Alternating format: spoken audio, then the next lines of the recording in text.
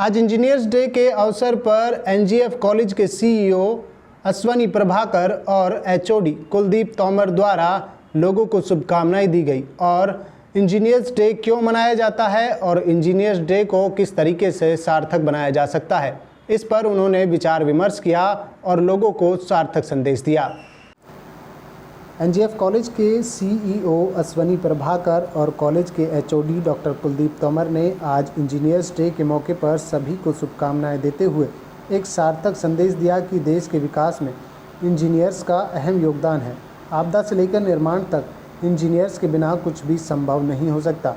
देश के विकास की धुरी में एक बड़ा स्थान इंजीनियर्स का ही है। भारत रत्न सर एम विश्वेश्वरैया के जन्मदिवस के रूप में इसे भारत में मनाया जाता है। वे भारत के महान इंजीनियरों में से एक थे। उन्होंने ही आधुनिक भारत की रचना की है और भारत को नया रूप दिया है। बदलते दौर में इंजीनियर्स ने समाज की अपेक्षाएं भी बदली हैं। समाज की अपेक्षा करता है कि एक इंजीनियर ऐसी सुविधा तकनीक का निर्माण करे जो न केवल समाज के काम आए बल्कि समाज उनके द्वारा दिए गए योगदान को हमेशा याद रखे। सर, आज इंजीनियर्स डे है, तो ऐसे में एनजीएफ कॉलेज की तरफ से किस तरीके से स्टूडेंट्स को मोटिवेट किया गया है, किस तरीके से स्टूडेंट को मैसेज डिलीवर किया गया है? देखो, जो इंजीनियर है हर एक के अंदर इंजीनियर है। देखिए, हम एक ये क्या हो गया, ये डिग्री क्या होगी, एक तरीके से डिफाइन हो गई है। इंजीनियर तो एज ओल्ड एज सिविलाइजेशंस। मैं आपको एग्जांपल देखता हूँ।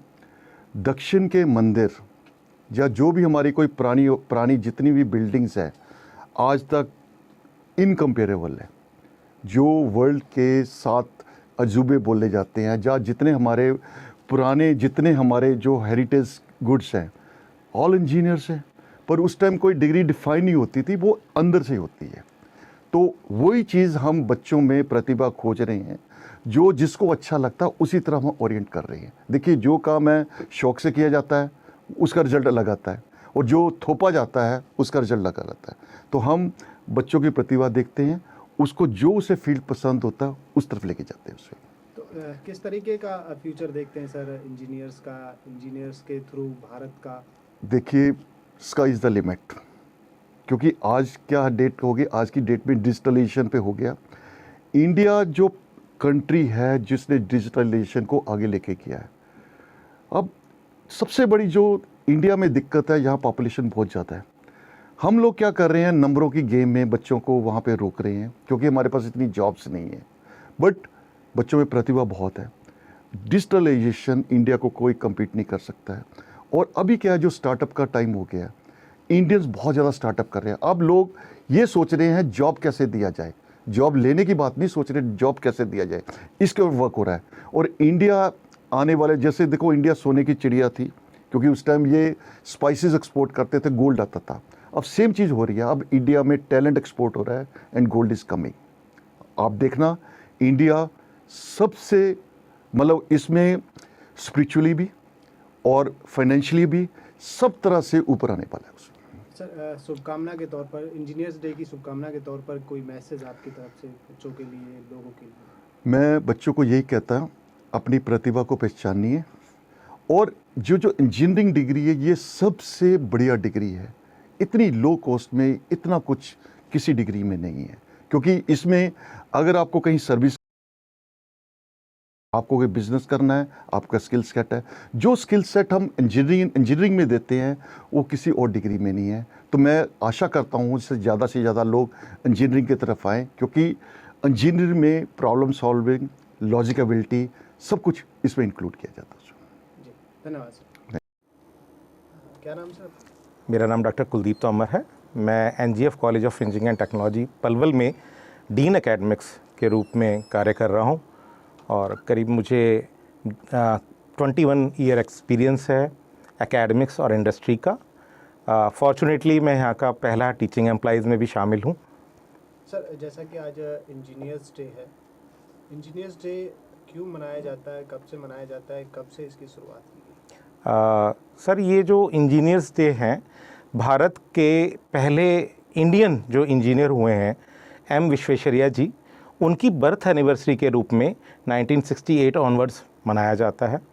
जो कि एक बहुत महान इंजीनियर रह चुके हैं, जिन्होंने भारत के दक्कन रीजन में इरिगेशन सिस्टम पे बहुत काम किया था, और बल्कि जो आपका कर्नाटक रीजन है उसमें कृष्णा डैम भी इन्होंने शुरू में बनाया था। इंजीनियर्स की अगर बात की जाए तो किस तरीके से भारत के जो फ्यूचर है उसको आगे बढ़ाने के लिए, भारत के भविष्य को संवारने के लिए किस तरह का इनका योगदान है? हम आज की परिस्थितियों में भी देखें, भारत जो है वो एक ग्रोइंग इकोनॉमी है, इसमें बहुत सारा स्कोप अभी बाकी है।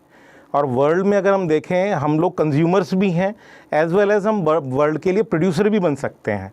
तो कहीं ना कहीं इंजीनियर्स का रोल इसलिए आता है क्योंकि एक इंजीनियर एक ऐसा पर्सन है जो नई चीज़ें हैं उनको सिंपलेस्ट वे में करने के टूल्स और मेथड्स देते हैं। तो कहीं ना कहीं जो इंडियन ब्रेन है उसमें जो प्रतिभा छिपी हुई है, इन इंजीनियरिंग डिग्रीज़ या इंजीनियरिंग जो करिकुलम्स होते हैं उनको करने के दौरान और शार्पन अप हो जाते हैं और वो निखर के आते हैं।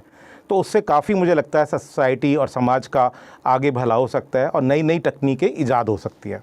एनजीएफ कॉलेज की बात की जाए तो यहाँ किस तरीके से तैयार किया जाता है इंजीनियर्स को, किस तरह की शिक्षा यहाँ प्रदान की जाती है? देखिए, अगर हम एक लाइन में कहें, इंजीनियर्स उन लोगों को कहते हैं हम जनरली कि जो इम्पॉसिबल को भी पॉसिबल कर दें। तो जो हमारी संस्था है, जो हमारे फाउंडर्स हैं यहाँ के, उन्होंने ग्राउंड लेवल से ही, अगर आप कहें तो फर्स्ट ईयर से ही उनके अंदर स्किल ओरिएंटेड टेक्नोलॉजीज़ या कोर्सेज़ का देने का हमारा प्रयत्न है उनको, स्टूडेंट्स को।